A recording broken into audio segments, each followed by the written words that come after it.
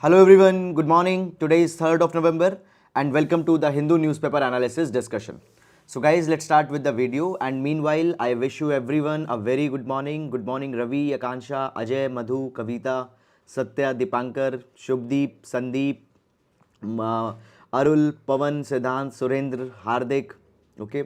There is one more name, Apan Toiba, Pratap, Adit, Kaushiki, Niharika, Santosh, Suresh, Radhika. Fine. Nilama Yadavani, good morning. Okay, so guys, before starting, I would like to tell you that before starting, you can download the explainer PDF from the Telegram channel. In this explainer PDF, we have given the detailed notes of all the articles that we have covered into the today's newspaper, and these PDFs are going to help you a lot in your preparation. Okay, so the entire PDFs are there. You can go simply to the Telegram channel and can download this PDF. The link for the Telegram channel has been given in the description box in the YouTube. Moreover, you can simply visit the Telegram and can search there by typing Thinking Palette by Sahil, and into the last a mains practice question has also been given. Now, before starting up, first of all, let's take the overview of the entire newspaper to understand that which articles are actually important for the today's newspaper, and then we'll see the detailed discussion.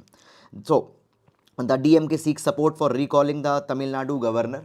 Now, guys, basically the Tamil Nadu governor, it has been basically the parties, they want to sign a memorandum of understanding and they want that the governor should be recalled. Now, this is not new. This is going on. The same thing is going on into the Kerala also, because the Kerala governor there had said that the governor will withdraw the pleasure from the ministers or anybody who will be speaking against the office of the governor, and many of the vice chancellors also have been sacked by the governor. So basically you don't need to go into the detail that what DMK is doing all, but this actually opens up a thing that the office of the governor is becoming a kind of a conflict. Okay, so this is something which is to be resolved. Then Netanyahu inching towards the reclaiming power in the Israel. So Benjamin Netanyahu is basically trying to consolidate the power. Now, article is not very much important because at the end of the day, fine, this is something which is the political matter. We need to see where the implications on India will be there. So first of all, let's see that what will happen and then we'll be going on that. Then after that, further moving on, curious collage shows rhino horns are shrinking. So basically guys, recently an artwork has been analyzed. The photographs of some of the rhinos have been analyzed and it has been said that their horns are shrinking, but more detailed study will be done in this particular direction. Then further moving on, city section, the prime minister hands over the keys to the slum dwellers. Okay, then guys, further moving on, in the city section the regional issues etc has been provided. No need to go too much into the detail in this particular direction. Okay, directly we'll be reaching to the editorial page. Now the editorial page, the most dangerous moment since 1962. So the Cuban crisis is being compared with the Russia-Ukraine war. We'll see this article. The chance to expand the world's biosphere footprint. So again, very important article with respect to the GS3. We'll see that. Then the seeds of the hope. So this article is talking about the environmental approval to the environment approval by GEAC to the mustard crop that has been given. We'll see this particular article. Okay, below article, the left blocks win in the Denmark. Okay, the article is talking about the left blocks as how they are becoming prominent throughout the Europe and including the Denmark into the present times. Okay, then does the double engine growth idea matter for the voters of Gujarat? Okay, and then guys, the leadership sweepstakes. Fine. Now these two articles guys are the articles, political articles talking about the election stakes. Fine, so which are being announced. So for UPSC examination, no need to read the articles. These are the political articles, the surveys that okay, how many people support the double engine growth. Okay, full support, somehow support. Okay, so no need to go into these particular trends, not important for the examinations. And guys, these are actually a kind of opinions that are being asked, so doesn't matter or not very much important. Then the new hybrid variant of the mustard. So we will be understanding this entire issue. There is one editorial also that has come on this particular line. We'll combine both and we'll read. Can convicted legislators be disqualified from the assembly? Directly important article, Representation of People Act. It has been mentioned. We'll see this particular article. Then after that guys, discovering India and the world with Ian, Jack and Granta. So this is a bibliography article. Okay, now the article, it is talking about basically the veteran journalist, okay, and how they are basically portraying that thing is being talked about. Okay, so these are the bibliography article, these books etc, they have been discussed here. Fine. For leisurely read, if you want, you can read the article, but for UPSC, much substance is not there in the article. Then going on, in court, Morbi police highlights lapse in the bridge maintenance. So we have seen that a bridge got collapsed into the Gujarat, and in that thing now the investigations are going on. Okay, now you don't need to follow this particular issue from that particular part, that okay, how many people got arrested, how many people got killed, not important. Germany's call for human right meet may test India's stance on the Iran. So we'll see this particular examination.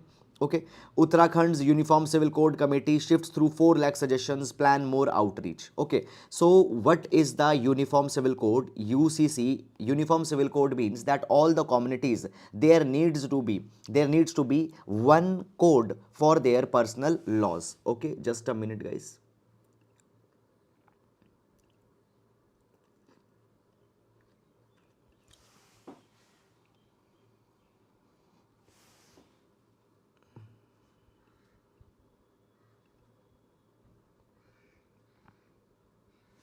Fine.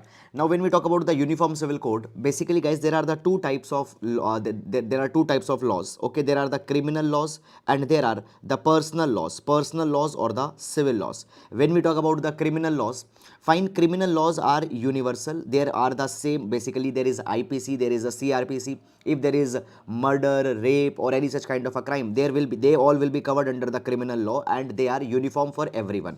But when we talk about the personal law or the civil law, it majorly contains the four things: the issues of marriage, divorce, adoption, and inheritance. And when these civil matters are there, that religious communities have been given the right that they can have their own civil laws. So Hindus will have, the Muslims will have their own civil laws. Okay, now because of this particular thing, guys, it has also been always been provided that it leads to the inequality amongst the different religions. Also, it has been said that because of this particular thing, often the women exploitation happens. So there is an idea that there should be the UCC, Uniform Civil Code, for every religion. Even the civil laws should be same. In the article number 44, it has been talked about. Okay, now in the Uttarakhand, they have asked the suggestions from the people that should we implement it or not. And in that particular thing, they have said that they have given some suggestions, and now more suggestions will be asked. So up till now, concrete something has not come out of that particular thing. So guys, if it gets implemented, then we will be talking more on that. Now, moving on. After that, guys, in this particular direction, the trade talks between UK India continuing, says Downing Street. So basically, this guys, every day this one article comes in anywhere into the newspaper. The India UK bilateral trade investment agreement, BTIA, or India UK FTA, free trade agreement. Okay, so the negotiations are going on. Earlier these negotiations were to be completed by the Diwali, but now these negotiations are still going on. Fine, so that just update has been given. Now the other articles are not important. Center doubles fertilizer subsidy. Okay, we'll see the briefly what this article is talking about. Pahadi ethnic community added to the scheduled tribe list of the Jammu and Kashmir. We'll see this issue with respect to prelims examination, and the process also will take. Then guys, further moving on in this particular direction, Gandhian Seva founder and women's empowerment activist Ela Ben Bhatt dies. So Ela Ben Bhatt, fine, has been a very prominent women right activist and has been the founder of the Seva. Seva stands for Self-Employed Women's Association. Okay, she has passed away, and she has been winner of the multiple prizes such as the Padma Bhushan, Raman Magsaysay Award, Indira Gandhi Peace Prize. Okay, and has been a very important women leader. Now, then moving on into the world's page. Fine, basically world's page. Danish PM to form government after Slim Vim. Fine, anti-government rallies going on into the Sri Lanka. Concerned about security of Chinese in the Pakistan G2 Sharif. Now, all these particular things are a kind of the day-to-day updates that have been given with respect to the countries and their internal matters. Fine, guys, you are not required to go much and see all these particular things in a kind of a detail. We need to see the broad developments either from the foreign policy point of view, or the developments into the other countries which will have some impact onto the India. Fine, that is something. In a U-turn, Sunak says he will attend the COP27 in Egypt. So COP27 is going to be held in this particular month, fine, in the November next week. So the UK will be attending that. We'll see that what will be the outcomes when it will be happening. Fine, RBI had to ensure recovery took hold before acting on the inflation. So basically right now in the India, we find that there are economic challenges are going on, and actually economic challenges in India are on the two front. Number one, the growth is there, and number two, inflation is there. Okay. So when we talk about the economic challenges in India, on one hand there is growth, on one hand there is growth, on one hand there is inflation control. Now if we go for controlling the growth, understand this particular thing, that we need to then have a kind of a easy monetary policy. Money is to be pumped into the economy for the growth, but if you pump a lot of money, it will increase the inflation. For inflation, we need to go for tight monetary policy. So how to balance whether growth is important or inflation is important?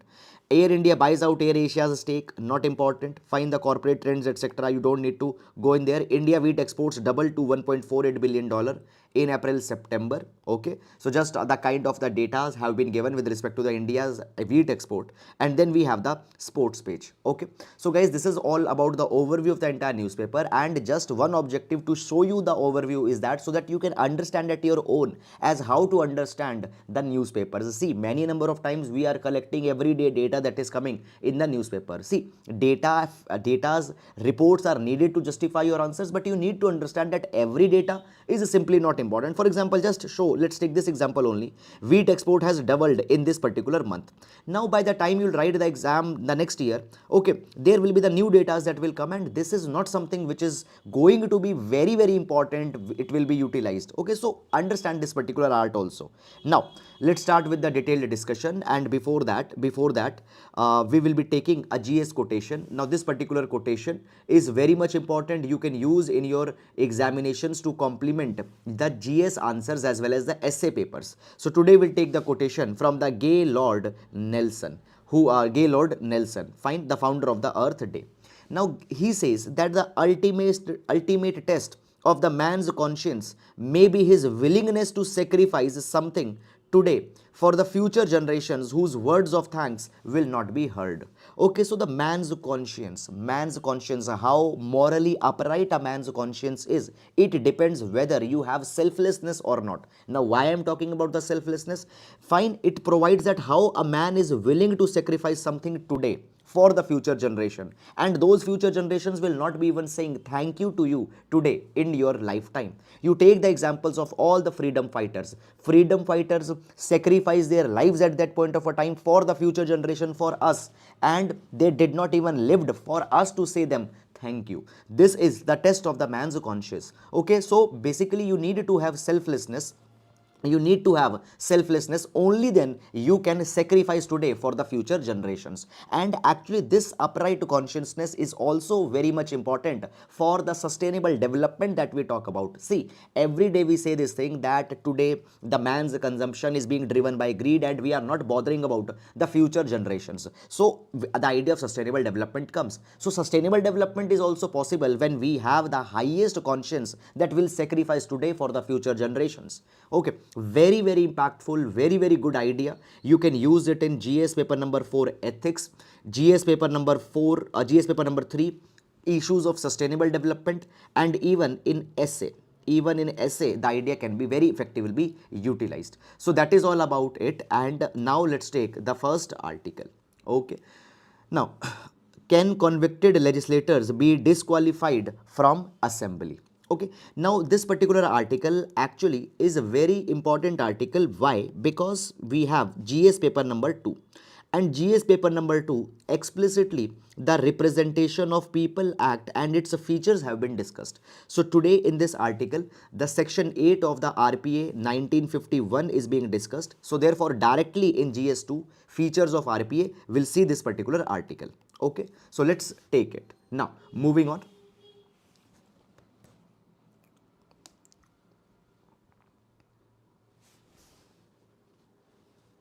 Now, taking up this particular article. So basically guys, first of all, I'll tell you the context that what has happened. Okay, so basically what happened recently in Uttar Pradesh, two of the legislators were convicted on a criminal charge. Okay, and one of them has been disqualified from his seat. Okay, and the elections will now be announced. Fine. Now the question comes that, okay, what are the provisions with respect to the convicted legislators? Will they be disqualified from their seat? If disqualified, for how much time they will be disqualified? Can they is there any immunity for such kind of a disqualifications? All these particular things we are going to see. Now understand this particular thing, guys, that when we talk about the elections, fine, the Election Commission of India under Article number 324, Election Commission of India is empowered to make sure that the free, fair, transparent elections are going on. But when we talk about the constitution, in the constitution's detailed provisions with respect to exactly as how the elections will be conducted are not there. So in order to provide the detailed conduct of elections, we have created two of the laws. One is the Representation of People Act 1950 and other is the Representation of People Act 1951. So the detailed conduct of the elections are taken under these particular two acts. Now, when we talk about the Representation of People Act 1951, in this particular act there is one section, that is the section number 8, and this section number 8 talks about the disqualification of the legislators if they have been convicted on one particular for some particular crime. Now, what is, guys, the meaning of the conviction? Conviction means that a particular person's crime has been proved by the a particular person did some crime and that crime has now been proved, and now the judiciary has given that particular person some punishment. So after the conviction, the disqualification of that legislator will happen, and section 8 deals in that particular thing. Now, actually section 8 aims to decriminalize the electoral politics.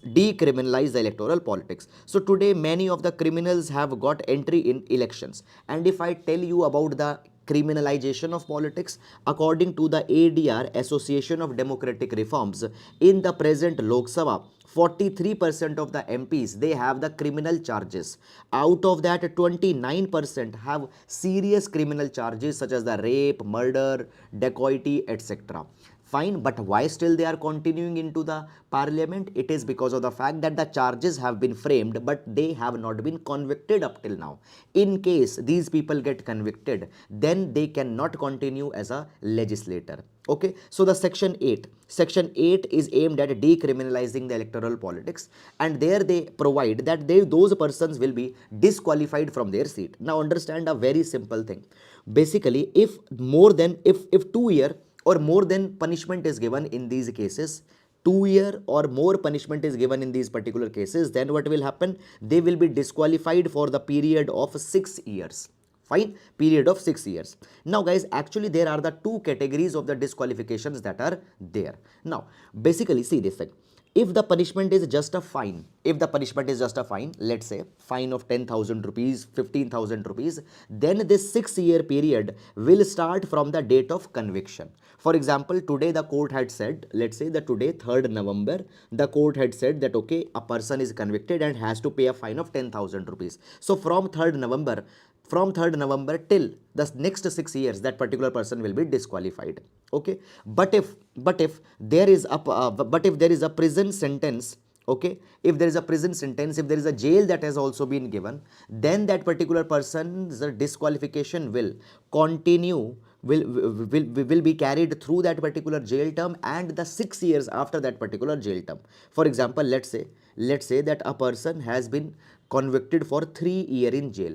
So 3 year, when this 3 year will be end, when this particular person's punishment will end, after that 6 years more, that particular person will stay disqualified. Okay, 6 years more, that particular person will stay disqualified. That has been provided. Now guys, the disqualification can happen if a person is convicted for the offenses. Which offenses are included? So the offenses under the IPC, Indian Penal Code, has been included. Now these offenses are: if a person has made any speech that causes the enmity between the groups, which creates some hatredness between the group, it is provided in section 153A.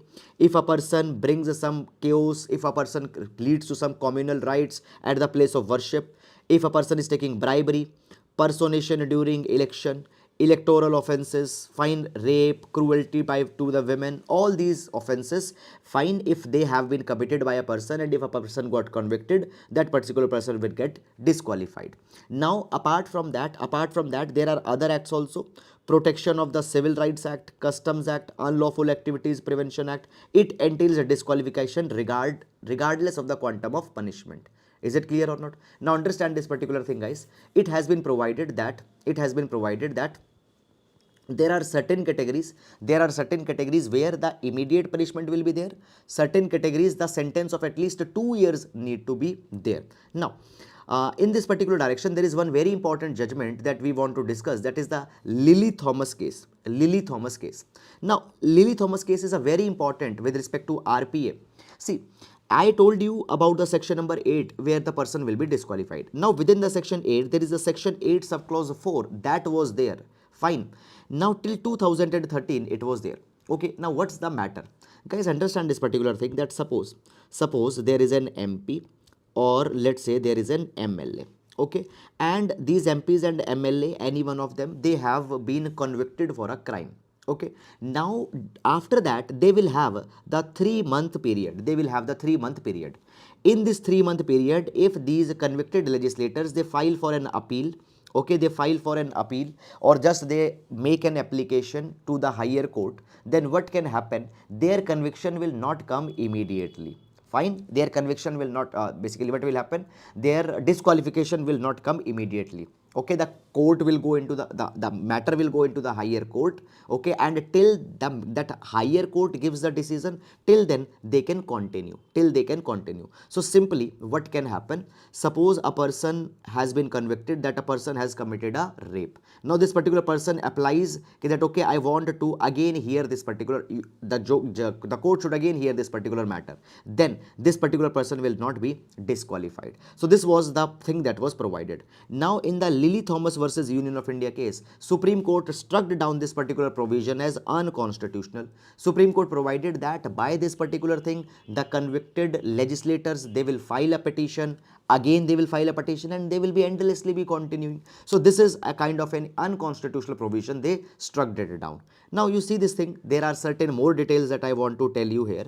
Actually the Supreme Court as well as the Election Commission of India has some specific powers in these particular kind of matters. Okay, now what has happened? See this thing, the Supreme Court has the power that they can stay the sentence of a person. If a person has been convicted, that particular person's sentence can be stayed, the person's conviction can be stayed if the Supreme Court wants. You might be doing all this thing already. Moreover, it has also been provided that in some cases, fine, it has actually been done also. So the Supreme Court, they can stay the conviction, they can stay the disqualification, because you know the Supreme Court is the highest court of the law in our country. Second thing is Election Commission. Now this is something, actually there is a section number 11 in the RPA Act, and as per that, Election Commission can either remove or reduce the person's period of disqualification. So I told you that a person will be disqualified for the period of 6 years. So the Election Commission under section number 11 either can make it to 4 years, 5 years, 3 years, or can entirely remove this particular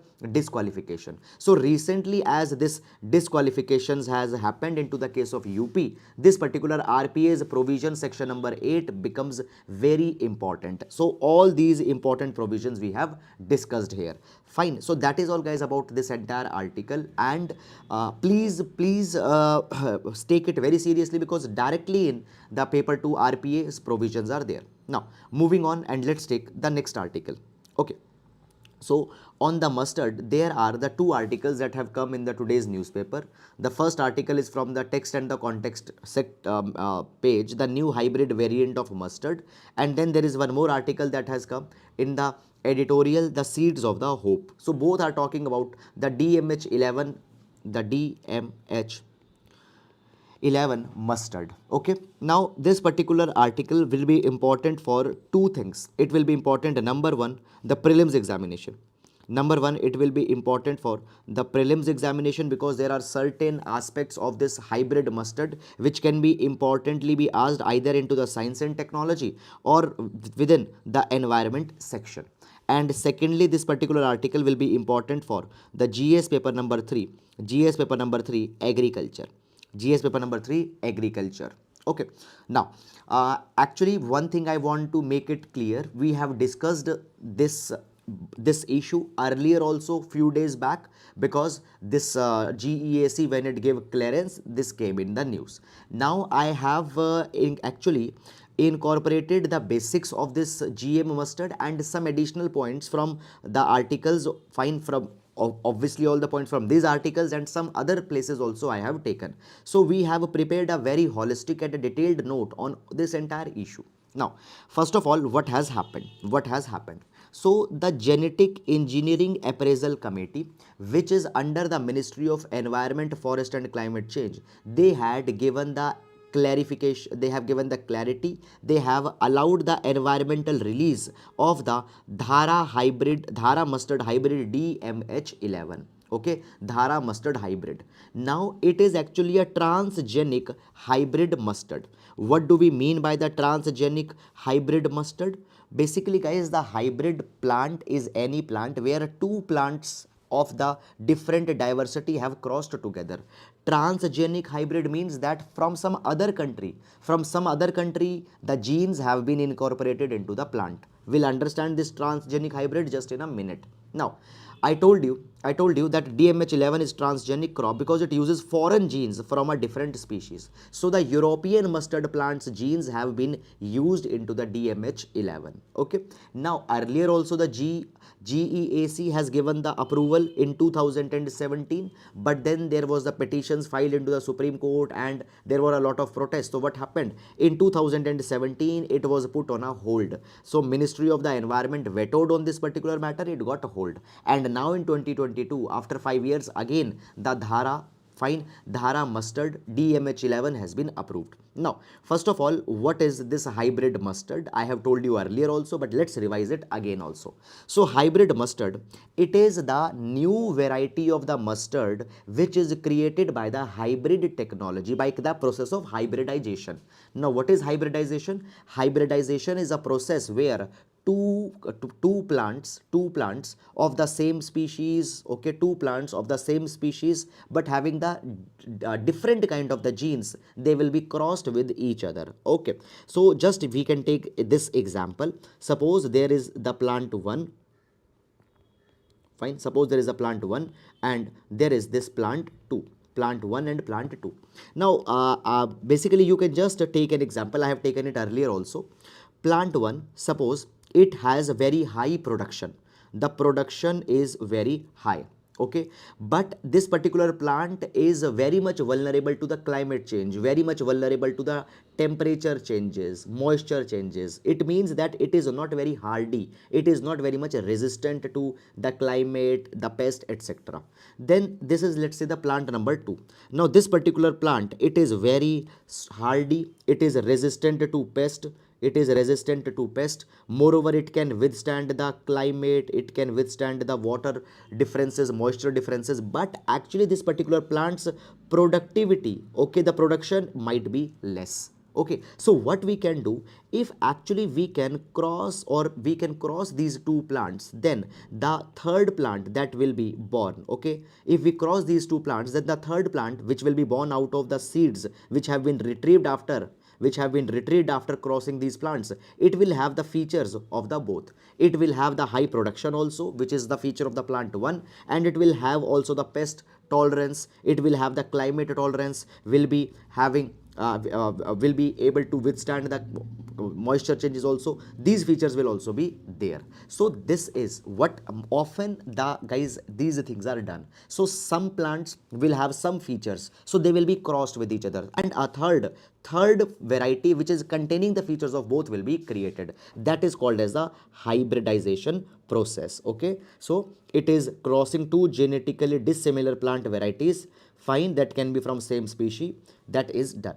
Now when we talk about the hybridization in the mustard, it was not easy process. Why? Because the mustard plant, its flowers have both female and the male reproductive organs. Now what is the female reproductive organ? Female reproductive organ is called as pistil and male reproductive organ is called as the stamen. So what it means in very simple language? In very simple language, the mustard, it is a self-pollinating plant. It doesn't need some other plant for the pollination. It is a self-pollinating plant. In this particular thing, now we need to get this particular plant pollinated with some other plant. So therefore, hybrid mustard variety, creating it was a little bit difficult process. Is it clear or not? Now when we talk about the DMH11, I told you in the hybridization two plants will be crossed. So which two plants have been crossed? So here the mustard variety of India, that is the Varuna, it has been crossed with the East European variety of mustard called as Hera 2. Okay, now if you, as you can see that this Hera 2, it is a European plant. So therefore the mustard DMH11, it is a transgenic mustard. It means the genes from some other country's plant has been used. Now this DMH11, it is being said that it has a 28% higher increase yield. Okay, into the field trials carried by the Indian Council of Agricultural Research, it has been shown that it has 28% higher yield. Now when we talk about the GM mustard, GM mustard will be the second GM crop after the GM cotton. Fine, GM cotton already has been given the commercial approval, okay, and the DMH11 will now be the second one. When we talk about this DMH11, it has been developed by the Center for Genetic Manipulation of Crop Plant at the University of Delhi. And this particular move has been seen that it can boost the cultivation of mustard plant, mustard oil, and actually it will be reducing the dependence of India on the other countries for mustard. It will reduce the dependence. Now, basically over the past few days, there have also been the criticism of this particular development. You might have read it, and even in our newspaper we have taken that there are the farmers organization, environmental activists who are criticizing it. So let's see all the criticisms that has come. So I have added some more points also here. So the criticisms are this. Number one, transgenic mustards. This is a topic of debate. Now it has been provided, guys, that now you see that it is a transgenic mustard. It means that the genes from the Eastern Europe, from a part from other plant has been brought. Now if you remember, yesterday we have taken one particular article where we have seen that how some of the exotic species which were brought from the other countries, they are now eliminating the native species of India. Now they are spreading very fast. So it has been provided that as it is a transgenic mustard, okay, foreign gene is being provided. It might impact the diversity of mustard plants in India. It might replace them. It might become a kind of a dominant species in India. This is one thing. Second, it has been provided that now see this particular mustard hybrid, when we talk about, it has used one more gene called as the bar gene. Now what is this particular bar gene? It makes the mustard tolerant to a herbicide called as glufosinate ammonium. Now what are these herbicides? Let's understand this particular thing. Now guys, you already might be knowing that whenever we grow any crop, be it the wheat, mustard, any crop, around that particular crop there are some the weeds or the unwanted plants that also grow. Now these weeds or these unwanted plant, what they do, they take the essential nutrition of the crop that we are trying to grow, and these weeds, they spread very fast. So therefore these weeds are needed to be eliminated, and therefore we need to have a kind of a herbicide.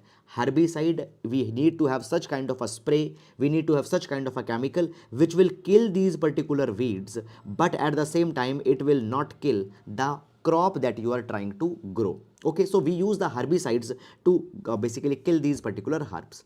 Now guys, when we talk about the mustard, we need to make sure that around the mustard whatever weeds will be grown, these weeds are to be killed, and for that a herbicide is used, that is the glufosinate ammonium. Now actually at the same time we also need to make sure that the mustard plant should not get impacted by this glufosinate ammonium. So the mustard plant has to be given the herbicide tolerance. The mustard plant has to be made tolerant to this herbicide, that it should not die because of that particular spray. So actually what we have done, when this DMH11 has been prepared, in this particular plant there is the bar gene that has been used, which makes it the tolerant to this herbicide. Good thing.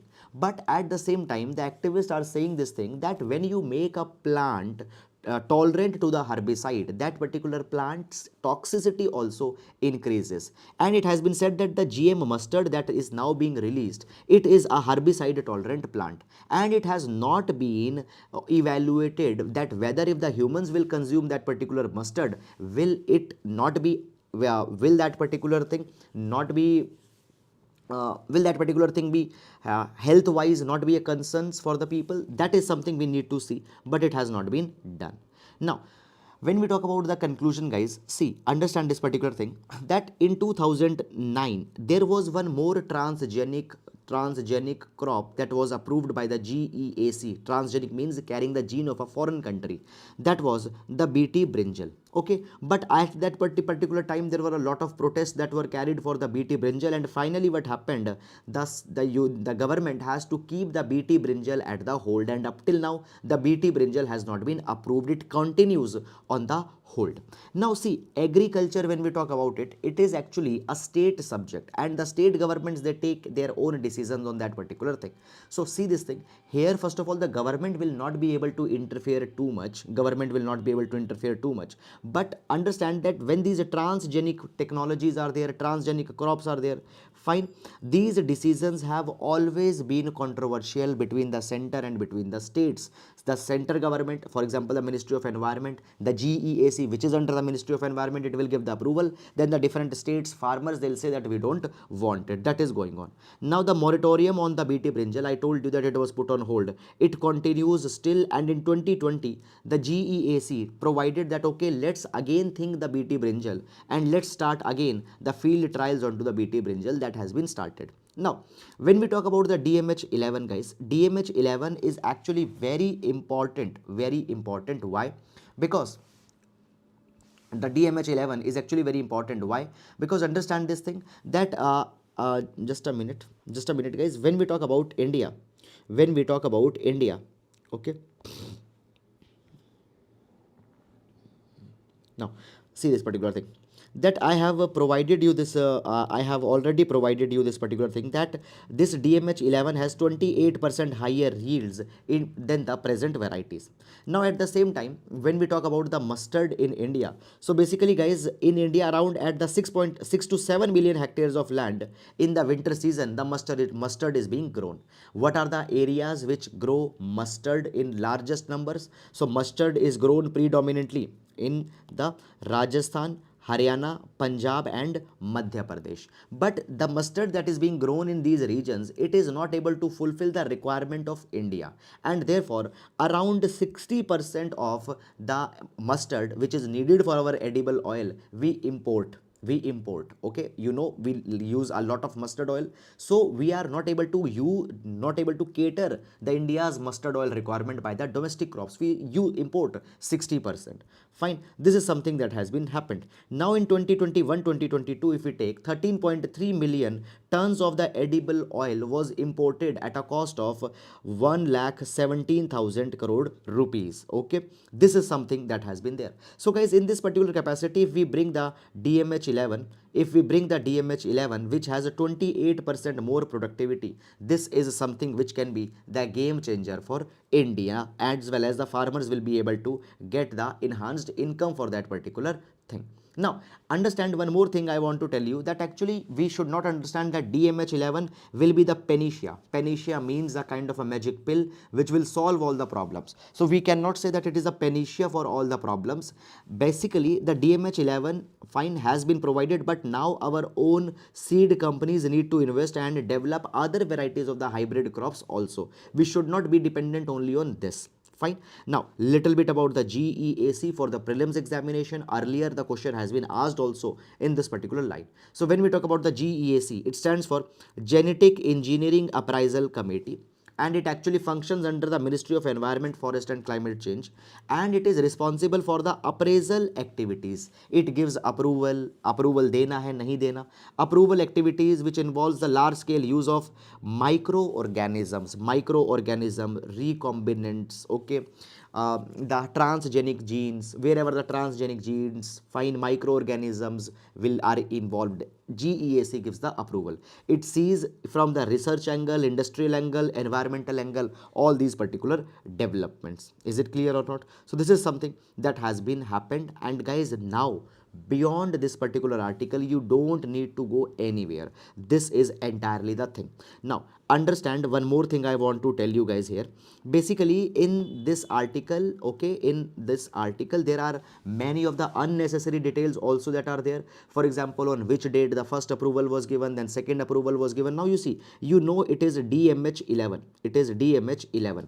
So DMH11 means that actually there were the DMH1 also, 2 also, 3, 4, 5, many earlier field trials have happened, and finally the DMH11 got successful. So the past history, etc., fine, day-to-day developments, that is not very much important.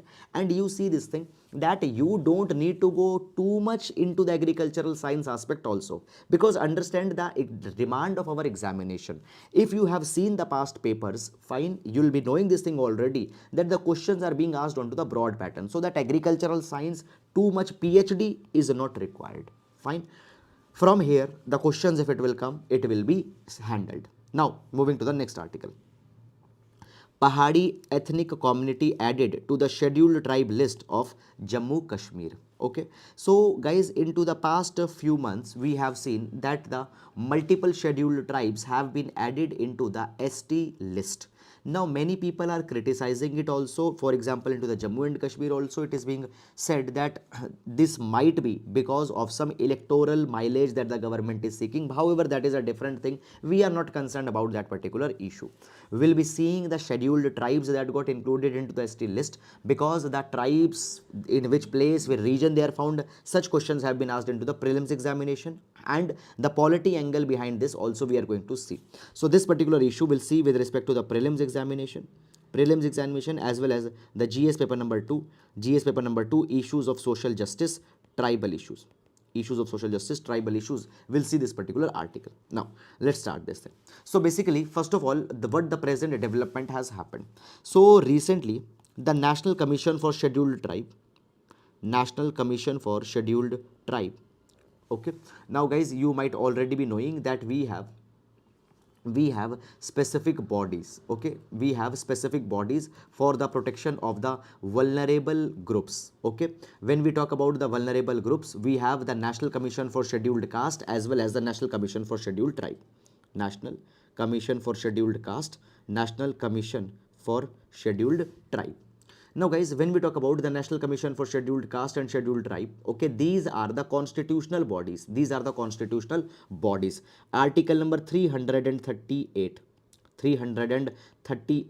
talks about the National Commission for Scheduled Caste, and 338A talks about the National Commissions for the Scheduled Tribe. Okay, so I hope that this thing is now clear.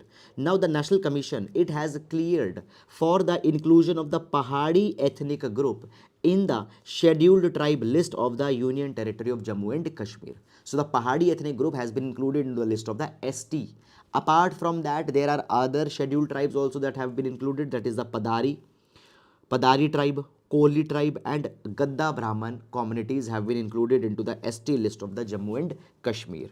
Now, this particular suggestion, this particular decision has been taken on to the basis of the Justice G.D. Sharma Committee.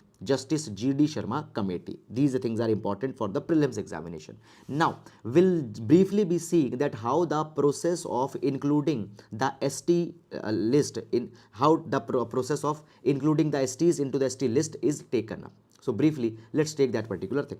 So basically guys, the process of including a community into the ST list, it starts at the level of the state or at the level of the union territory. Now the state or the union territory, what they will do, they will be sending their proposal they will be sending their proposal to the government. They will be sending that SC or ST. Now you see I am covering both the SCs as well as ST. So they will be sending their decision to the central government. If they are ST, they will be sending it to the Union Ministry of the Tribal Affairs that we want to include this particular tribe into the ST list. Now the Ministry of Tribal Affairs will examine that particular proposal and will then send that particular proposal to the Registrar General of India. Now, Registrar General of India is under the Ministry of Home Affairs. Please keep this particular thing in your mind. Now, Registrar General of India, after studying this particular proposal, will then be notifying the National Commission for Scheduled Caste, or it will be notifying the National Commission for Scheduled Tribe, whatever the case is, that this particular community should be notified as the ST community. Okay, or if it is an SC community, then they will tell to the National Commission to Scheduled Caste under Article 338 that please notify this community as a scheduled caste community. So SC, ST. Now, when we talk about guys SC, ST communities, okay, there is particularly the two of the provisions. There is article number 341 and there is the article number 342. Now, basically article 341, okay, and article 342, under these particular provisions, it has been provided that the President of India will be, just a minute. So it has been provided that the President of India will be empowered to notify the scheduled caste and scheduled tribe. Article 341 is for the scheduled caste. I hope it is visible. Article 341 is for the scheduled caste and the Article 342 is for the scheduled tribe. So any person, any community notified SC or ST, who will finally be notifying it? President. So for SCs there is Article 341 and for STs there is Article number 342.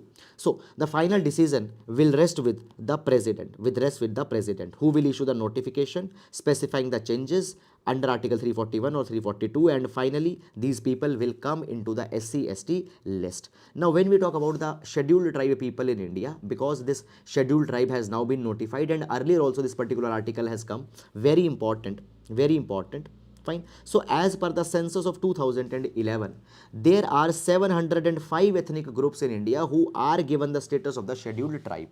Okay, there are 10 crore Indians who are notified as the STs. Okay, fine. And out of the 10 crore STs, fine, 1 crore, that is the 10% of the scheduled tribes, actually live in the urban areas.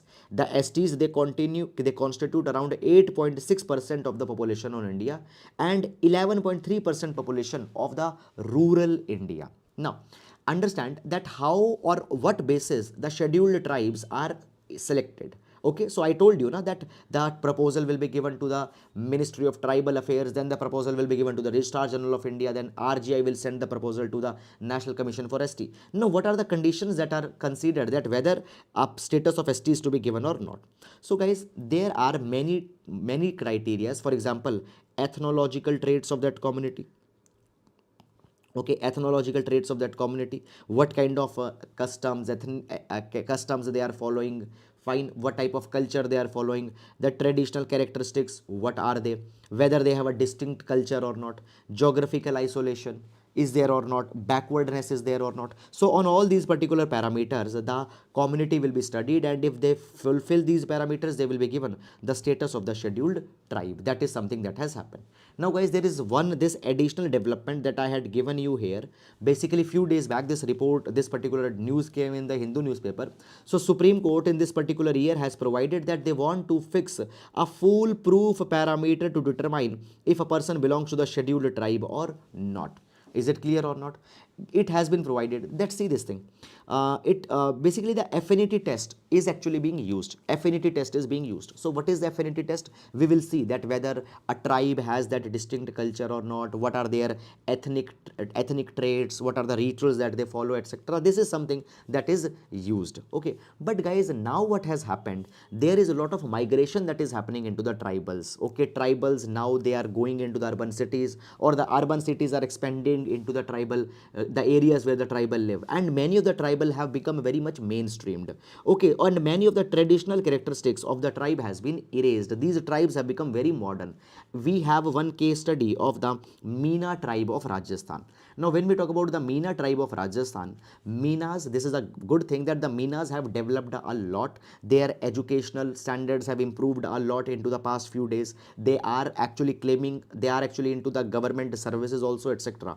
And the traditional characteristics of a tribe, it has been lost. Okay, so many such tribes have been there which have been developed considerably, and their traditional characteristics have got diluted. So the Supreme Court now says that only the affinity test, we need to reconsider it. We need to have some foolproof criteria by which we can identify that whether a particular community needs to be continuously be given the scheduled tribe status or not. So this is something that has been provided. Now guys, this is actually the holistic development. Now if you see, if you go into this particular article, in the article the relevant substance is only of this one paragraph where just the name of these tribes have been provided.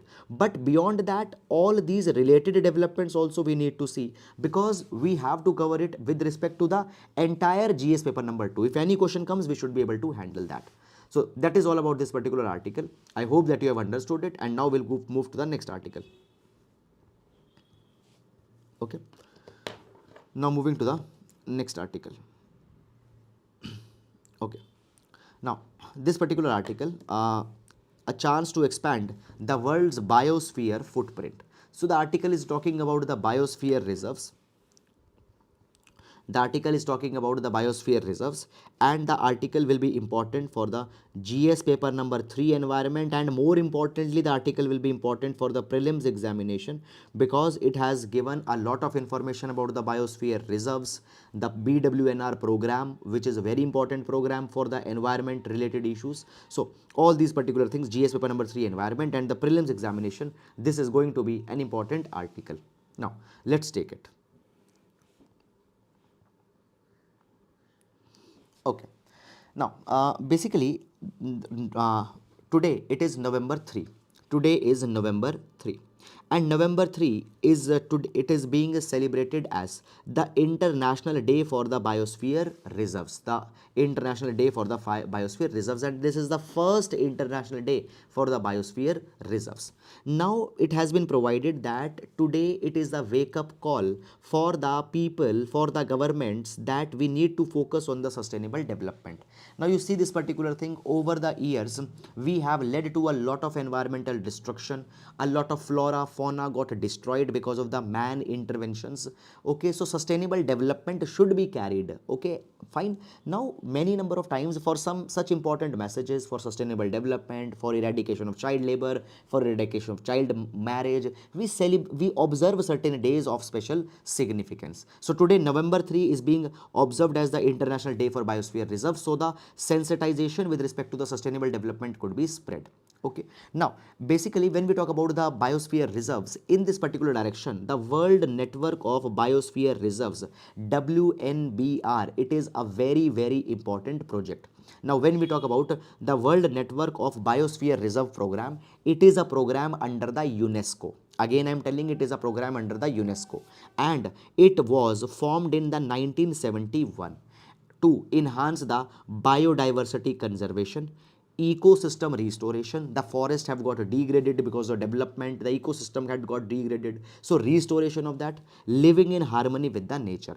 Now around the world there are biosphere reserves which actually come under the World Network of the Biosphere Reserve. Now when we talk about the World Network of Biosphere Reserves, under this particular network there are 738 projects within 134 countries that are there. Even in India, there are 12 biosphere reserves that are the part of this world network. There are 12 biosphere reserves in India that are the part of the UNESCO's World Network of Biosphere Reserves. Is it clear or not? Now, two important facts I want to tell you guys. Two countries, that is the Bangladesh, and three countries, Bangladesh, Bhutan and Nepal. Bangladesh, Bhutan and Nepal, BBN, they don't have any biosphere reserves. They don't have any biosphere reserves. Okay, that is something. Now let's understand little bit the concept of the biosphere reserve. So the concept of biosphere reserve was launched in was launched into the 1971 by the UNESCO under their MAB program. Under their MAB program, that is the Man and Biosphere program. Now the idea is this, that basically there are the huge natural cultural landscapes, fine, which are needed to be protected because they have very rich flora, fauna, plant, animal. So basically the biosphere reserves, it consists of three things. There will be the main zone of biosphere reserve, then there will be the core buffer zone, and then there is a transition zone. So this is an example of a biosphere reserve. So there will be the core area of a biosphere reserve. Here there can be no human interference, no human settlements, nothing. Then the outside area, it will be the buffer zone. Now buffer zone will be for the research and educational purposes, fine. And then the transitional areas, there is the area of cooperation. It means that people can stay there, little bit limited activities can happen here, but that too in keeping in mind the environmental conservation. That is something that's provided. Okay, now moving on, basically guys, when we talk about, just a minute, when we talk about the South Asia, there have been large number of biosphere reserves that are there. Okay, in the South Asia there are approximately 30 biosphere reserves that have been established. 30 biosphere reserves. Now the first biosphere reserve into the South Asia was the Horulu biosphere reserves in the Sri Lanka. Keep in mind, Horulu Biosphere Reserve in the Sri Lanka, this was the first biosphere reserve in the South Asia. And when we talk about India, in India, the first biosphere reserve was notified by the UNESCO in 2000, and it was the Blue Mountains of the Nilgiris. Now, these Blue Mountains of the Nilgiris, they are in the three states, Tamil Nadu, Karnataka, and Kerala. Presently, how many biosphere reserve we have? We have 18 biosphere reserve. Guys, understand this particular thing. There should not be any confusion.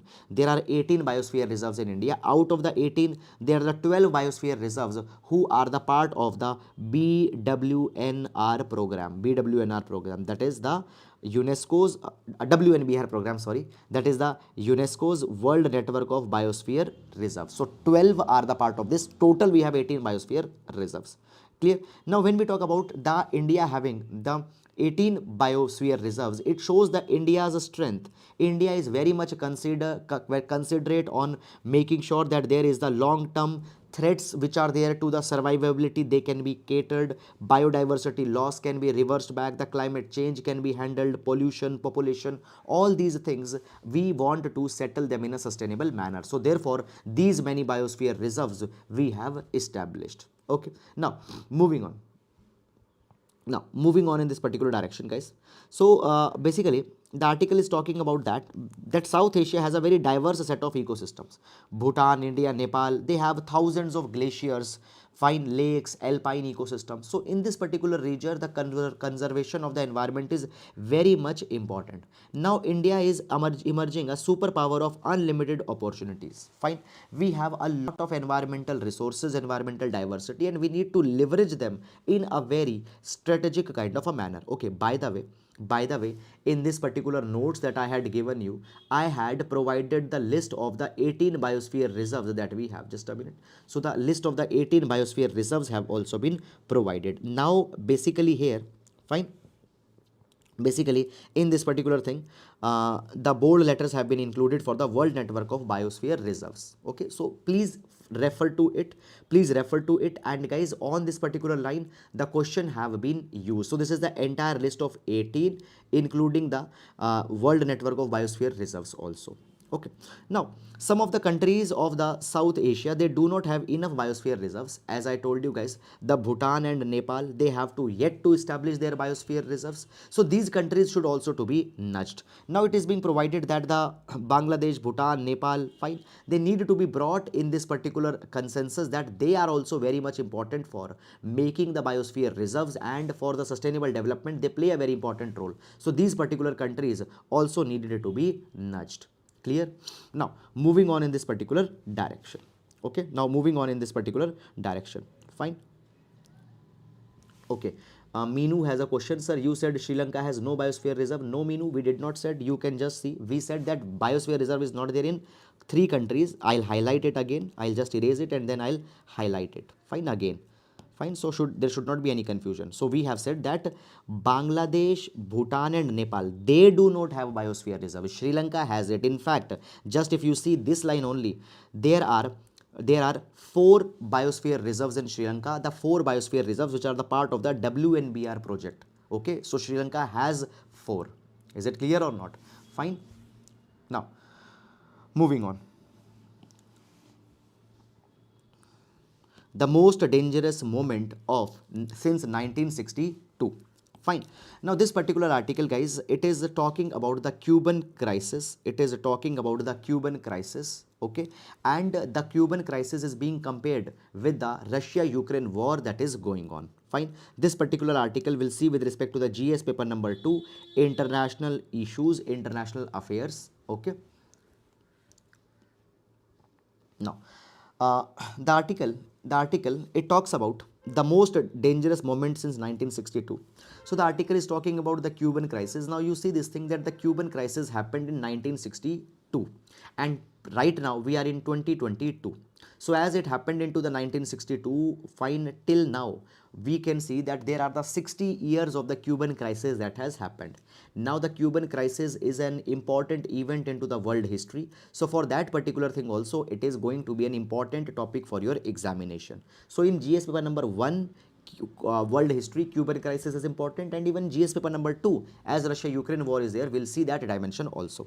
Now you see this particular thing. When we talk about the Cuban Missile Crisis, little bit of the history first of all we'll take. So basically in 1959, the Fidel Castro seized the power in Havana. Fine, that is the capital city of Cuba. Now the Fidel Castro, their ideology was very much inclined towards the socialism. America was on opposite hand the capitalist country. Now the capitalism and socialism, you know that they had a big rivalry between each other. America saw that if Cuba will go towards the socialism, then the Cuba can be threat to the America's capitalism. And at the same time, not only the Cuba, the Fidel Castro, they were the socialist, but they also have they have the relations, good relations with the USSR also. And as now the Cold War was going on at that point of a time, USSR and USA had a rivalry. So USA was very much threatened with the Cuba. Now when the Fidel Castro came to the power in the Cuba, what they did, they started to overthrow the US backed government there. They nationalized the American owned properties. They imposed the penalties that if anybody will do any trade with the USA, there will be the penalties. Fine. And they increased the trade more with the Soviet Union. So the Cuba Soviet Union relations prospered a lot. Now, basically, during this particular time, the USA has also tried to overthrow the regime in the Cuba. So basically, in 1961, the USA had tried to overthrow the Fidel Castro's regime. They had actually sent the USA's agencies. There is actually, you might have heard, if not, I'll tell you, there was the Bay of Pigs invasion. Bay of Pigs invasion. Now, this Bay of Pigs invasion, it was a kind of an intervention of USA where they wanted to overthrow the Cuban government. Fine, but that got failed. Now this particular thing had further increased the irritation between the Cuba and the USA. So what happened? Cuba, because of this particular thing, allowed the Soviet Union to install the nuclear missile on the Cuba. Now this nuclear missile will be used against the USA if USSR requires it. Now you see this particular thing, this is not something unique that was done by the USSR. USA before that has planted many of the missiles near the USSR, and USSR, just to settle the equation, planted the missile in the Cuba near the USA. That is something that was happening. Now guys, at that point of a time, what happened, as Russia moved these nuclear satellites, the CIA of the America fine, CIA of the America was very much concerned about this thing. Fine. Now actually, just coming to the final point, actually what happened, the missile crisis from the Cuba were removed finally. Okay, now what happened, when the missile crisis was there, USA, it brought a kind of a blockade of the Cuba. Now blockade simply means that the USA will not allow any ship to leave from this point, and no ship will be allowed to enter within this particular point. Now when we talk about Cuba, Cuba is a country which is dependent a lot on many of the important imports, and if the blockade will be imposed, fine, then the Cuba will face a lot of economic miseries. So this blockade was imposed, and the Cuba then asked the USSR that we need to do something about the missiles, and these missiles were finally removed. Now, when we asked the Soviet Union's account that why you planted the missiles there, Soviet Union claimed that these missiles were only for the defensive purpose, because USA has earlier planted the missiles around the USSR. So they planted the missile into the Cuba around 45 kilometers away. This is something that has been provided. Now, when we talk about the Ukraine crisis, we find that Ukraine crisis is very much similar to the Cuban crisis that has been, Cuban missile crisis that happened. Now you see this particular thing, that now what is happening? Fine. Suppose you take that, okay, this is the USSR. Now today we see that the NATO is expanding eastwards. NATO is expanding eastwards. Now what is NATO? NATO stands for NATO. Just a minute. NATO stands for North Atlantic Treaty Organization. It was created in 1949 by the United States. Okay, there are 30 members of the NATO. Now NATO, it is a military alliance, and its purpose is to safeguard and the freedom and security of all the member states. Now the headquarters of the NATO, important for prelims examination, headquarters of the NATO are located into the Brussels, Belgium. Now you see, very one simple line philosophy the NATO follows. NATO provides this particular thing, that if there is an attack on any one member nation, it will be assumed to be attack on all the countries, and all the countries will then come together and will be fighting unitedly. So basically, as I told you, that what has happened before the Ukraine crisis, there was a fear in the USSR's mind that the NATO is carrying the eastward expansion, and actually the Ukraine was offered by the NATO that the Ukraine should become the part of the NATO, and Ukraine has shown the willingness that, okay, Ukraine was comfortable in being the part of NATO. If Ukraine will become the part of NATO, and Ukraine being the immediate neighbor of the Russia, what will happen? Okay, Ukraine being the immediate neighbor of Russia, what will happen? It will lead to the security challenge for the Russia. Now therefore, actually, as the Ukraine was going to be the part of the NATO, in the defense, what Russia did, Russia attacked on the Ukraine. This is something that they have provided. So we find this particular thing, that actually it is similar to the Cuban crisis situation that was happening, but actually this war is even more complex than the Cuban crisis. Why? Because the Cuban crisis was actually resolved before it actually began, it slid into the war. So just a minute. Cuban war, a tension was there.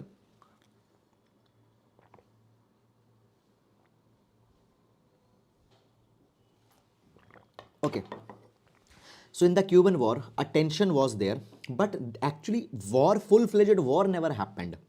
But what has happened in the Russia-Ukraine crisis, tension was there, but actual war also has happened, and it has actually turned into a full-scale war.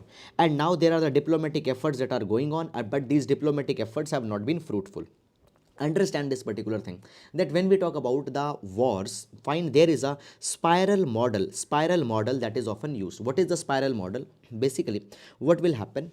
There is a, let's say, country A, it has attacked on the another country. Now this particular country will attack with even more force, then this country will attack with even more force, then this country will again attack with even more force. So a kind of a spiral will be created where each of the countries are attacking on each other with enhanced force. Of what can happen at the last, it might turn into a nuclear warfare. So this particular spiral model is something where the parties treat each other with a matching hostility, and sharply they escalate that particular conflict, and these escalatory spirals could be very dangerous. If they are not unresolved, they can become very deadly kind of a things. Now today, when we talk about the world, there has been no conscious diplomatic effort to create the conditions of the talk. Basically what is happening, what is happening? USA is seeing this particular Ukraine-Russia war, it is seeing the Russia-Ukraine war as an opportunity to weak Russia more and more. More longer the war will drag, Russia will become weak. So USA is seeing as an opportunity. And Russia is also not stopping in attacking in the Ukraine, because Russia sees that if If they are not able to win over the Ukraine, then USA will get this particular indication that Russia is very much weak. So in no condition Russia wants to get defeated in this particular war. So therefore Russia is not is going to be very seriously be fighting this war. So this is going on, and therefore there is no there is nothing in the side that the war might be coming to an end, and even the diplomatic efforts have not been made. Okay, so this is actually that's something that has happened. Now to break this particular spiral, we have to look beyond the personalist view of the conflict. The Russia and the USA should not view it as a personal rivalry, and it should be seen into the larger context. The people who are getting suffer, the empathies need to be there. Now you see, when we talk about the Cuban crisis, at there Kennedy from the side of the USA and Khrushchev from the side of the USSR, they had shown the strategic empathy. They understood that if the confrontation between the US and USSR will happen, it will be a very, very big problem. They have our sensitive leaders. But right now, we can't see such kind of a sensitivity into the Russia, USA, and the other stakeholders in this war. So that is all, guys, about this particular article. And now we'll move to the next article. I hope that you have understood all these things. Germany's call for human right meet may test India's stance on Iran. Now this particular article will see with respect to the GS paper number 2. Fine. International groupings, international organizations and the issues concerning India. Okay. Now before going in this particular article, I would like to give you a little bit of a background. Okay. So basically there is the United Nations Human Rights Council. Just a minute. United Nations Human Rights Council, UNHRC. Now within the UNHRC, there is the Germany's demand that a human right vote needs to be done onto the Iran. Now actually what's the case? Understand this particular thing. First of all, let's understand little bit about the UNHRC, because for the prelims examination also we'll see certain dimensions here. So for the prelims examination, the question onto the bodies are asked. So let's see that particular thing. Fine. Now when we talk about the United Nations Human Rights Council, UNHRC, it is an intergovernmental body, fine, within the United Nations, and it is responsible for promoting the human rights around the world. Now this United Nations Human Rights Council, it is created by the United Nations General Assembly. It was created in 2006, and it has actually replaced the United Nations Commission on Human Rights that was existing earlier. There is the Office of the High Commissioner for the Human Rights, which actually serves as the Secretariat of the Human Rights Council, and it is headquartered into the Geneva, Switzerland. Now there are the 47 members of the UN, 47 members of the UN, which are the members of the UNHRC. Now in UNHRC, these 47 members, these seats are distributed onto the basis of region. So Africa, it is given 13 states. Asia Pacific is again given the 13 states. Latin America and Caribbean is given the 8 seats. Western Europe, it is given the 7 seats. Eastern Europe is given the 6 seats. So in total 47 seats are there into the UNHRC. Region by region representation is there. And India right now is the member of UNHRC within these 47 members. So India has been selected from the Asia Pacific category number 2. Now the members of the council, they serve for a period of 3 years, and they are not eligible for the immediate re-election. For 2 years they can serve, and after that they cannot elect. So it means that one country for maximum period 6 years they can stay the UNHRC member. Now United Nations General Assembly, from there the UNHRC members are chosen. They take that country's contribution to the human right, their pledges for the human right, and all these kind of things. Fine. Now this is the UNHRC. Now within the UNHRC, actually there is one exercise that is done.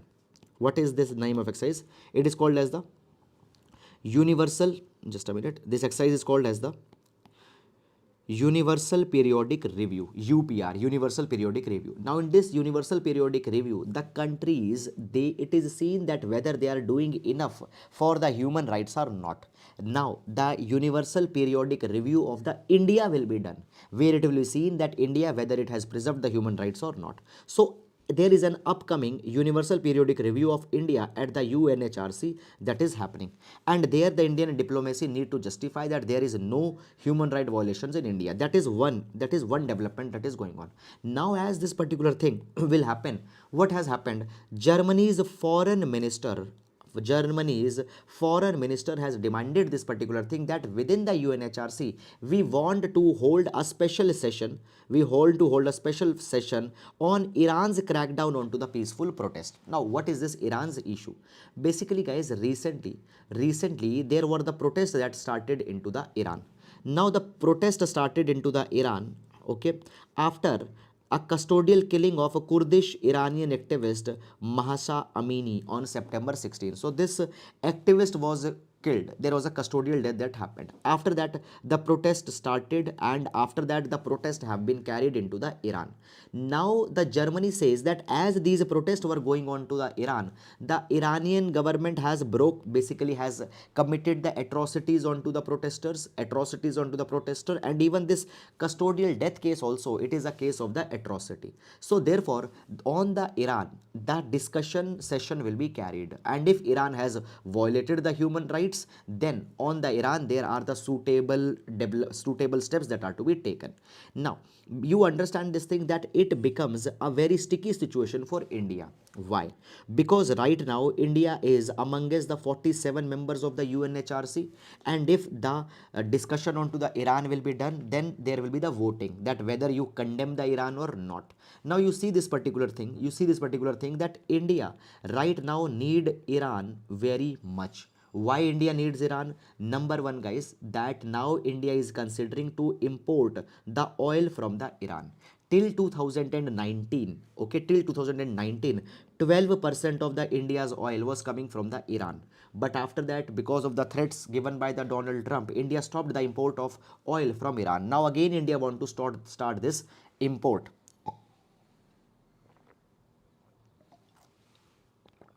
Number two, we have developed the Chabahar port in Iran. Now, by this particular Chabahar port, India will be able to get the connectivity to the Central Asia. Now, when we talk about Central Asia, for the Central Asian region, we are running a distinct policy, that is the Connect Central Asia. Now, in the Connect Central Asia, we want to increase the bilateral trade with Central Asia. Okay, now we don't have a direct land connectivity to Central Asia, and we will reach the Central Asia by the Chabahar port. Okay, moreover, the accessibility to Afghanistan will also depend on to the Chabahar port, because we have developed the Zahedan railway, which will connect the Chabahar port to the Afghanistan, and within the Afghanistan there is the Zaranj-Deleram road that we have developed. Okay, so for the Afghanistan and for the Central Asia, Chabahar port is very much important, that India has developed in Iran. Then the third thing is there, that recently International North-South Transport Corridor has also been completed. Now the International North-South Transport Corridor, fine, it is connecting the Russia. There is a project that has been developed between the Russia and the Iran, and in the INST also India want to contribute. Okay, and as INSTC, the culminating point is Iran, so for the INSTC also the Iran's help is needed. Now if the vote will be carried, if there will be the negotiation, if there will be the session that will be held against the Iran, what will happen? India has either to condemn Iran, or India will not condemn Iran. If India will condemn Iran on all these particular things, we face a problem. Okay, we will not get the support of Iran also.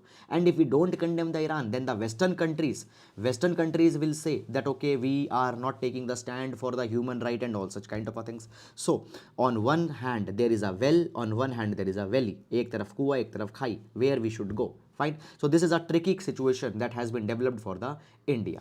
So I hope that you have understood it. Okay, and now we'll move to the next article. Center doubles fertilizer subsidy as a price sees a surge. Okay, actually no need to go too much into the detail in this particular article. Just we will be reading briefly the article, what it is talking about. So basically, guys, what has happened? Cabinet has approved a subsidy of more than 51,000 crore rupees for nitrogen, phosphorus, potash and sulfur for phosphatic and potassium fertilizers for the Rabi season.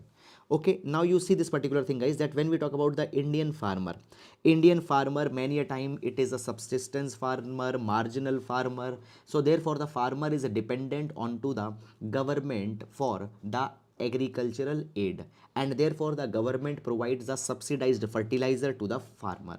Okay, and the most subsidized farm fertilizer into the India is the urea. Now understand that actually when we talk about the fertilizer, let's take one example. Suppose there is urea. Now the manufacturing price of the urea is, let's say, 500 rupees per kg. 500 rupees per kg. Now at this price the urea will not be made available to the farmer. Farmer will be given the urea at a subsidized price. For example, let's take 250 rupees per kg, the farmer will be given this urea. Now the difference in between, that is the 250 rupees, it will be paid by the government to the urea manufacturers. So government keeps aside a subsidy to subsidize the urea manufacturers so that they can give the urea at a less prices to the farmer. Now actually guys, the urea, when we talk about the fertilizers, for the fertilizers we are dependent on the imports a lot. We are dependent on to the imports a lot. Now right now the Russia Ukraine war is going on, and because of this Russia Ukraine war, what has happened, the international price of fertilizers has increased. Okay, so therefore we need to give now more subsidy for the farmers, and for that particular capacity cabinet has approved this much subsidy, 51,000 crore rupees for the rabi season, and it is the highest subsidy so far,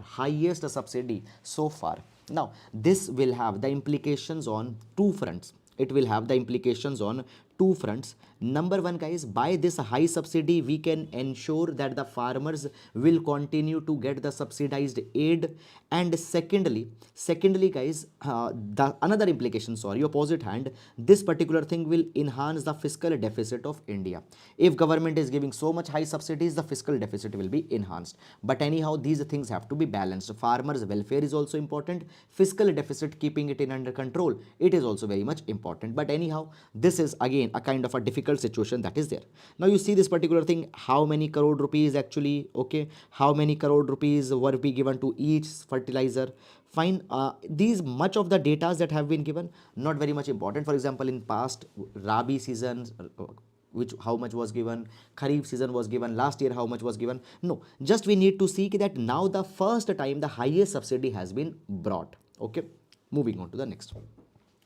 So guys, this is the mains practice question for the today. Mains practice question, it is from the GS paper number 2. The question reads that what do you understand by the criminalization of politics? Discuss its effects and suggest way forward to curb the menace of the criminalization of politics. Okay, so GS paper number 2, criminalization of politics, it is a 10 marker question. Fine.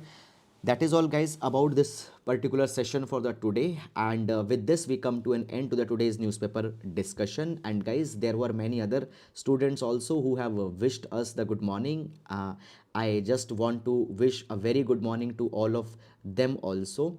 Okay, so Niharika, Santosh, Suresh, Radha, Siddhant, Neelam, Yadvamani, fine, Shoe Club, something sociological, Shrikant, Sitamari, Anand, Chandrasekhar, Diksha, Akashdeep, fine, Hardik, Surya, social media, Pallavi, GB and Assam, Now, Shashi, Nitin, Siddhant, Anand, Rahul, Nitin, Rahul, Naveen, Anil, Vikas, Shravani, Anjali, Minu, Hanu, Shiraj, Sanjeevi, fine, Prep Mentor, Avnesh Maurya, fine, Tabula Rasa, Jitendra Prasanna, fine, Avesh. Good morning to everyone, and it really feels so good to see so many of the comments of the aspirants, and actually I really feel very good to see all of your comments and all of your supports. Really, thank you so much. So guys, that is for today. Now we'll meet tomorrow. Until then guys, please take care of yourselves, keep on revising it, and if you have liked the video, you can please always hit the like button. It really encourages us. You can always leave your lovely comment. I personally read every one of your comment, and it really is a very important thing. Fine, thank you so much. Now we'll be meeting tomorrow, and please do share the initiative with your friends also if you think that the initiative can help them. Okay, thank you so much. Thank you.